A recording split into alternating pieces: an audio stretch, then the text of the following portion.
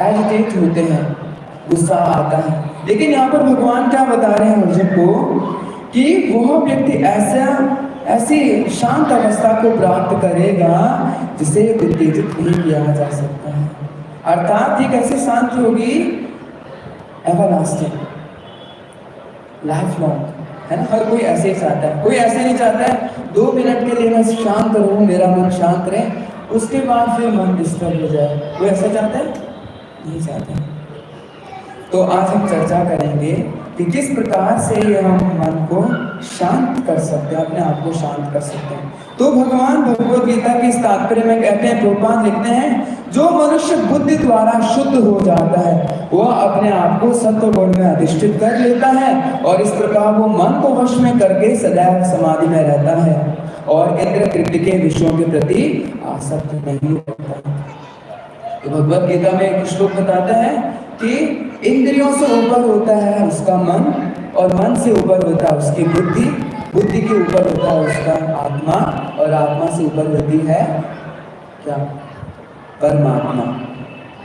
तो यहाँ पर क्या बताया गया है कि व्यक्ति को क्या करना चाहिए? सर्वप्रथम इंद्रियां जो है वो किसके पीछे आसक्त होती है, किसके प्रति आसक्त होती है?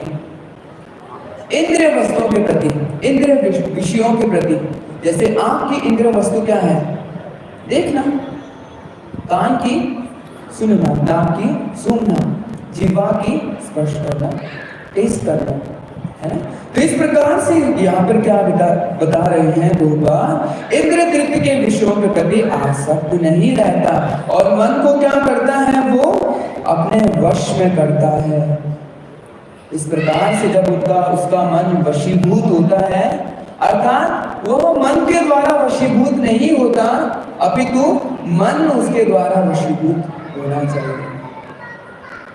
परंतु हमारे साथ स्थिति कुछ विपरीत होती है।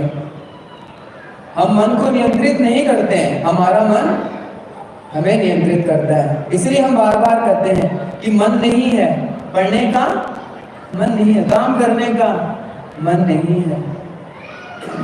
तो हम क्या बताएं यहाँ पर? इसका मतलब क्या है कि हम मन के द्वारा नियंत्रित किए जा रहे हैं। We are not controlling our minds, but our mind is controlling us. Yes. तो यहाँ पर क्या बताया गया है? हमें अपने मन को जब हम वशीभूत करते हैं, इस प्रकार से हमारी बुद्धि शुद्ध हो जाती है। तो बुद्धि योग के बारे में भगवान भगवद गीता में अनेक योग के बारे में बताए हैं। किस किस योग के बारे में बताए हैं? कर्म योग के बारे में बताए हैं, ध्यान योग के बारे में बताए हैं, बुद्धि योग के बारे में बताए हैं, सांख्य योग के बारे में बताए हैं। इस प्रकार से भगवान अनेक योग के बारे में बताते हैं। बुद्धि योग का मतलब होता है कृष्ण भावना भावित कर्म करना। जब हम कोई ऐसा कार्य करते हैं, किस प्रकार का कार्य, जिससे हम अपने कर्मों के प्रति आसक्त नहीं होते हैं। इसलिए भगवान का विश्व प्रसिद्ध श्लोक है। कौन सा श्लोक है बताएगा? कर्मण्यवाधिकारस्ते मा फलेषु कदाचन मा कर्मफले हेतुर्भूर्माते संगोस्त अकर्मणि। तो भगवान भी ये बताते हैं कि हमें कर्म के प्रति, आप सभी से निवेदन आगे बैठ जाइए। पीछे कई सारे लोग हैं जो खड़े रहेंगे, अभी तो आना शुरू करें और आगे आगे बढ़ जाइए। माताएं, प्रभुजीज, all are humbly requested, please come forward और आगे बैठ जाइए।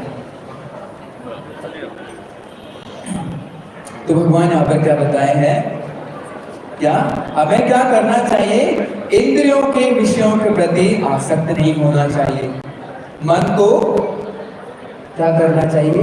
नियंत्रित करना चाहिए। और जब हम मन को नियंत्रित करते हैं तो हमारी बुद्धि क्या हो जाएगी? शुद्ध हो जाएगी। क्यों बुद्धि की शुद्ध होने की आवश्यकता है? क्योंकि हम सारे कार्य किसके आधार पर करते हैं?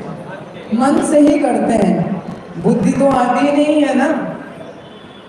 सारे कार्य कभी ऐसे बोलते हैं हम बुद्धि नहीं हो रही है, खाने की बुद्धि नहीं है, काम करने की बुद्धि नहीं है। नहीं, हम बुद्धि का उपयोग ही नहीं करते हैं, मन का ही करते हैं।